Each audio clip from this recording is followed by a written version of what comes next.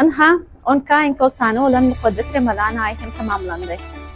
Rızkal bereketin ruhu takidelerin nusun hükmünde tanılayan bu mukaddes aya Türkmen halkımız ayratin ulu ehemmiyetler yer.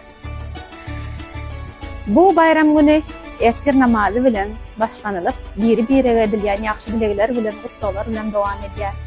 Bizim Mayam Himikafa eşkärhanamyzyň ýol başlygy şeýle de agzyrýy saparmyz bu mukaddes däge erip siziň ähliňizi mukaddes bayram bilen süýrekden gutlaýar.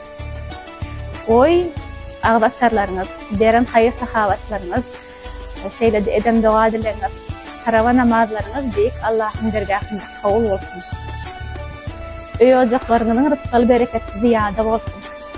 Saglyk, deglik, agzy birlik, awray hemişe hemraňyz bolsun. Syýlagly sarpaly ýollar netibeňizde öwrülsün. Ýene bir gezek mübarek günüňiz gutly bolsun.